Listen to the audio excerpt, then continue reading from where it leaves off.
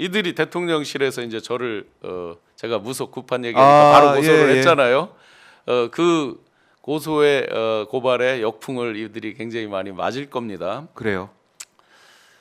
60판 5개 뉴스가 나왔어요. 신용환 뭐 고소 고발했다라고 딱 나오니까 훨씬 더 많은 제보가 저한테 옵니다. 더더군다나 더 제보가 쏟아지고 있어요. 제가 자신 있으면 김건희 씨가 직접 본인이 저를 고소해라. 왜냐하면 당사자 적격에 있어서 본인의 명예를 침해한 거라고 본인이 생각한다면 본인이 해라. 어떤 기관으로서 대통령실 소위 이제 명예훼손의 객체가 되지 않을 그런 대통령실이 하지 말고 진짜 본인이 주체가 돼서 하시라. 네. 그러면 제가 이제까지 공개한 것들은 다 자료를 갖고 공개드렸죠.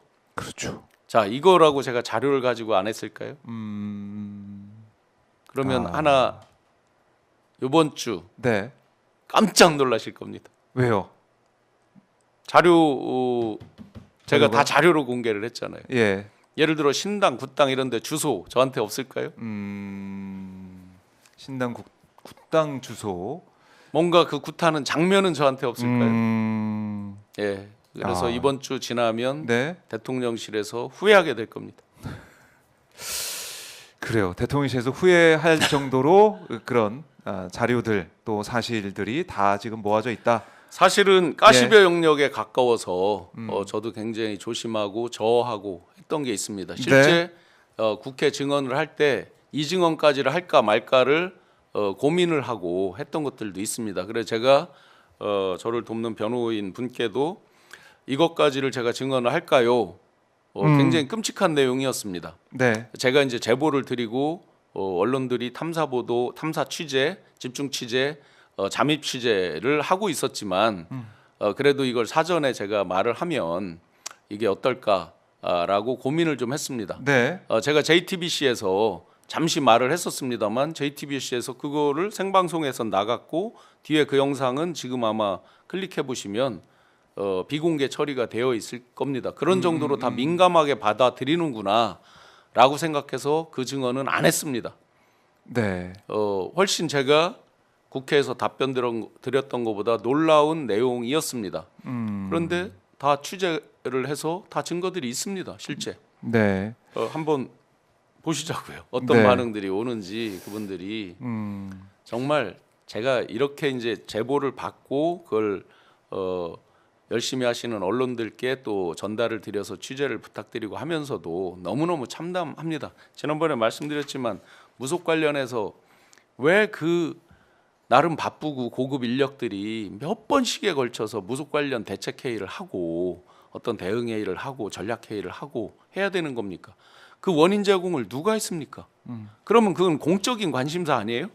그렇죠. 그게 제 개인이 무슨 상관이 있어요, 그게. 제가 그런 것들을 공개하고 한다고 해서 저한테 어떤 개인적 이득이 뭐가 있습니까? 그분들하고 무슨 억하심정이 있어요, 개인적으로. 아무것도 없어요.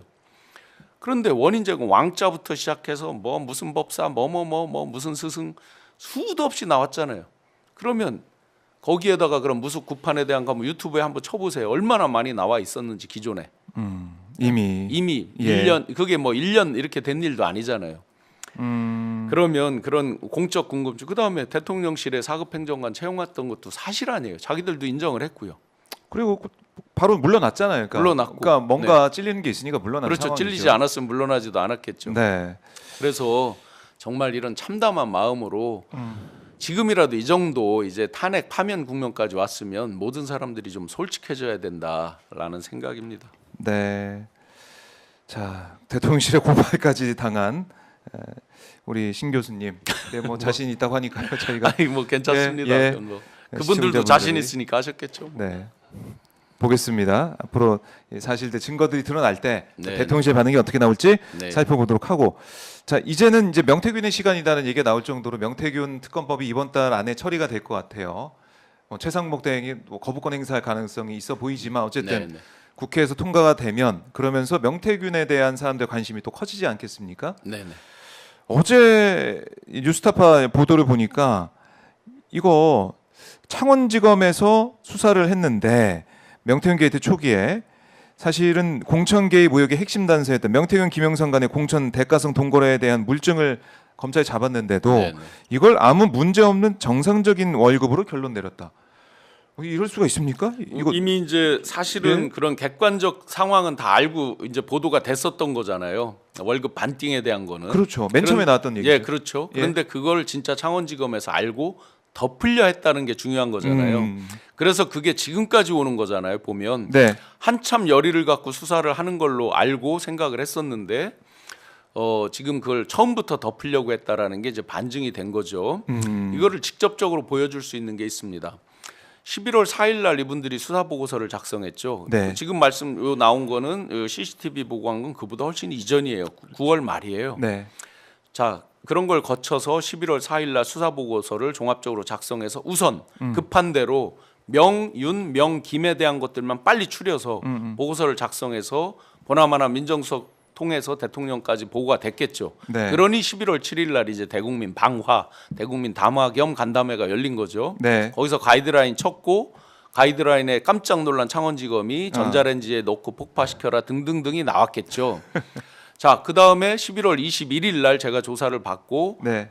판단을 해보니 굉장히 자세히 알고 묻고 열의가 있는 것 같았어요. 굉장히 그 열정적으로 조사를 하고 있었어요. 그런데 그래서 저는 그 다음 날 자료를 추리고 그 다음 날 자료를 왕창 냈어요. 세 보니까 한 40여 개 돼요. 제가 낸 게. 그리고 11월 24일 날 네. 윤이 김용현을 불러서 뭐라고 합니까? 이거 특단의 대책 아니면 안 되겠다. 명태균. 제가 21일 날 받고 제가 22, 3일 날 자료를 내고 24일 날 김용현 불러서 또 이어지네요. 특단의 뭐 날짜상으로 보면 네, 그렇습니다. 날짜상으로 보면 자, 이렇게 왔는데 네. 이들의 수사 의지 덮으려고 했다잖아요. 네. 하나만 말씀드리면 저를 조사했던 그 검사 지금 없습니다. 어디 갔어요? 뭐 원대복귀라고 나오는데 원대복귀라 하더라도 이 수사만 놓고 보면 좌천인 셈이죠. 없습니다. 열의를 갖고 수사하려고 했던 뭐 물론 검찰에서는 이렇게 얘기하겠죠. 예. 보통 뭐 1월달, 2월달에 뭐 인사하잖아요. 그러니까 인사 시즌이 돼서 어쩔 수 없이 뭐 인사를 한 거다 그렇게 하겠지만 여러 명이 없습니다. 기존에 했던 그 중에 저를 담당했던 분도 없습니다. 그러면 예. 기억나시잖아요. 제가 창원지검 조사받고 와서 한 달 이상을 함구를 했어요. 예. 조사 내용에 대해서 친한 기자분들이 물어도 조금만 기다리시라 죄송하다 하고 그냥 함구를 했어요. 이유는 간단했어요. 열심히 그래도 팩트에 대해서 제대로 파보려고 하는 거를 제가 느꼈기 때문에 네. 제가 방송에서 어떤 얘기를 할 때 혹시 이분들이 불이익을 받거나 바뀌거나 하면 안 될 것 같아서 그래서 꾹 참고 제가 함구를 했던 거예요. 그런데 결과는 그렇게 됐습니다. 열심히 이제 수사하려는 사람은 안 보이고 네. 초기부터 이제 덮여져 왔던 덮으려고 그 시도가 있었고 그리고 결국 이 12.3 내란 사태의 제일 중요한 역할을 했던 것은 명태균 수사 관련돼서 나왔던 그 내용들인 그래서 것이고 제가 12월 4일 날 새벽에 네. 굿모닝 충청이라는 데에서 기자분이 전화가 왔을 때 무조건 이건 100% 명태균 게이트와 직결된다. 12월 3일 날 누른 것은 네. 준비는 꾸준히 해왔고 뭐 언젠가는 누르려고 했겠지만 급하게 12월 3일 날 누른 것은 명태균 게이트와 직결된다라고 제가 자신 있게 말씀드렸던 겁니다. 네. 그리고 이제 명태균 씨의 이른바 황금폰 자료 일부를 이미 검찰이 지난해 10월에 확보를 했었고 그 말씀도 네. 사실은 제가 방송에서 혹시 이게 이제 수사 상황인데 제가 혹시 잘못 기밀이 누설되는 거 아닌가 싶어서 말꼬리를 흐렸지만 검찰이 이미 이 폰에 대한 것도 다 확보해서 보고 있다는 거를 제가 뉘앙스 말꼬리를 흐리면서 말씀드린 적이 있는데 이미 그들이 CCTV를 통해서도 명태균 씨가 그 김건희 여사 거 캡처하고 이런 걸 다 보고 있었잖아요. 그렇죠. 사전에 압수수색을 통해서 확보한 CCTV 자료 그리고 민간 포렌식 자료를 네. 다 보고 있었기 때문에 사실은 요식행위로 그리고 이번에 폰을 해서 뭐 15만 개를 하고 이런 얘기들이 물론 이건 구체적이고 직접적인 거지만 그 전에 그 네. 기본 개요라든지 어떤 아웃라인에 대해서는 이미 다 보고 있던 거죠. 야, 그래서 그걸 쥐고 있다가 윤석열의 가이드라인까지 보고 네. 이걸 계속 틀어지고 좀 뭐 뭉개고 있어야겠다 그 이런 당시에 생각을 더 할 것 같아요. 들었던 얘기 중에는 뭐 이런 것도 있습니다. 예를 들어서 처남한테 건네주는 장면까지를 이미 다 CCTV로 확보해서 어디 그때 왜 처음에 이랬잖아요. 예. 황금폰의 존재를 위치를 어디에 있는지 모른다 해서 뭐 거가대교에 버렸느니 뭐 여러 가지 얘기가 있었잖아요. 그래 거가대교를 지나던 뭐 차량을 다 일일이 뭐 보고 뭐 이런 얘기가 있었지만 네. 이미 검에서는 처남한테 주는 장면을 CCTV로 다 보고 있었다. 그래서 나중에 이거 빨리 제출 안 하면 이 처남에 대해서도 불이익을 줄 거다라는 식의 이런 전언을 계속 들은 적이 있어요. 뭐 찌라시 내용인지는 모르지만 깊이 관계 있는 사람들이 그런 얘기를 하더라고요. 네. 자, 그래서 이 명태균의 시간이 왔기 때문에 이제 이 의혹들은 다시 한번 우리가 들여다보고 특히 특검법이 통과가 된다면 철저하게 네네. 수사가 될 것 같고 검찰이 지금까지 보여왔던 행태 특히 창원지검 맨 처음에 우리 교수님이 조사받고 왔을 때는 뭐 열심히 한다. 분명히 그렇게 느꼈죠. 자료도 막 다 주고 했다. 네네. 그렇게 생각해서 검찰이 이번에는 열심히 하려고 하나 생각했지만 결국 지금 돌이켜 보면은 그게 아니었고 다 이거 어떻게 묻을까? 더 어떻게 그냥 증거도 이제 뭐 전자레인지 돌려서 없애든 해가지고 이것도 황금본도 일부러 안 보려고 했던 거 아니냐라는 얘기를 할 수밖에 없어요. 네네. 검찰의 의지가 없다. 없다. 그래서 명태균 특검법이 반드시 통과되어야만 한다. 반드시 통과되어야만 하는 이유 몇 가지만 다시 다른 관점으로 한번 말씀드려 네네. 볼게요. 우리가 이제 소위 말해서 정치인에만 다 이제 포커싱이 돼 있는 거잖아요. 당연히 지금 140명이 연루돼 있다, 뭐 관계가 있다 이런 식으로 이제 그 변호사가 얘기를 했잖아요. 네. 아마 그 중에는 이제 뭐 단순히 이렇게 지나치는 이름도 있을 거고 깊게 관련된 우리 지금 잠재적 대권 후보라고 하는 사람들이 있잖아요. 우선 첫 번째로 정치인 관련해서는 정말 그들의 민낯 속사를 국민들이 알아야 됩니다. 명태균 씨도 그 말을 했듯이 네. 그런 차원에서도 반드시 이 명태균 특검법이 필요합니다. 두 번째는 역시나 윤과 김 그들의 추악한 민낯입니다. 이미 여러 가지가 드러났습니다. 약 280개 그건 딱 캡처한 본입니다. 민낯이 드러났어요. 대표적으로 발을 동동 굴르면서 이번에 호응으로 후보가 가면 안 됩니다. 반드시 후보는 윤이 돼야 됩니다 하면서 보채듯이 하면서 하는 거. 그리고 내가 명태균 씨가 자료를 국힘에서 누군가로부터 받아서 김건희한테 주고 김건희가 이 얘기를 하죠. 내가 이 룰에 대해서 변경하는 걸 누구누구한테 얘기를 해놨으니까 그게 이렇게 잘 될 거다. 정말 그 자체로 탄핵 사유죠. 사실상. 일개 아직 후보 부인이고 민간인인 김건희 씨가 도대체 뭘로 룰을 바꿀 정도가 된다는 말입니까? 그러면 명과 김. 그래서 제가 윤건희 정권 아닌데 아니다. 윤건명 정권이라고 제가 분명히 말씀드리는 거고. 그러니까 이 둘의 추악한 민낯. 네. 그다음에요. 각종 인사 개입 부분이 있죠. 이런 것들은 국정농단이기 때문에 굉장히 중요하게. 처음엔 다들 저 윤이 얘기하기를 대국민 방화 자리에서 얘기하기를 그랬잖아요. 예선전 때만 연락하고 안 했었다. 사실상 안 했다 했는데 나는 김영선 주라 했는데 당에서 말이 많네부터 시작해서 그 뒤에 집권 이후에도 꾸준히 연락한 게 나오잖아요. 심지어 2023년 전당대회까지 개입하는 게 나오잖아요. 지금 나오고 있는 게. 그보다 또 마지막 중요한 게 하나 있어요. 예를 들어 창원 산단이요. 네. 자, 창원 산단에 많은 사람들이 주목하는 건 뭡니까? 누구누구가 미리 알박기로 땅을 사서 땅 투기해서 뭐 어떤 차익을 얻었다 이런 거잖아요. 그건 일회성이죠 주로. 그런데 어느 기업들이 들어와서 어떤 산업을 하고 거기서 어떤 특혜를 입느냐. 굉장히 중요한 영역이죠.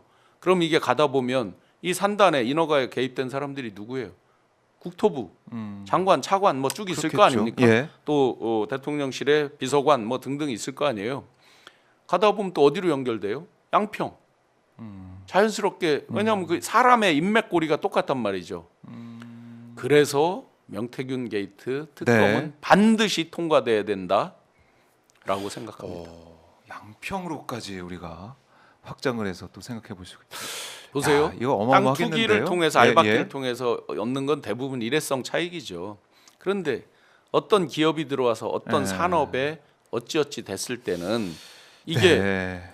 주변 사람을 다 먹여 살리는 자기 파워를 아주 완벽하게 과시할 수 있는 좋은 기회예요. 누구를 취업을 시킨다든지 네. 또 주변 사람들의 그 산단 개발부터 그렇죠. 기업이 그렇겠죠. 들어올 때 요직에 막 집어넣는다든지 땅 투기는 한두 명 자기 어떤 개인의 이익 이런 거잖아요.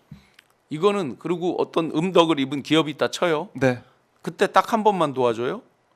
죽을 때까지 여러 사람 밥벌이가 해결되는 아주 황당한 일이 있을 수 있습니다. 명태균 특검을 통해서 밝혀야 될 세 가지 정리해 주셨는데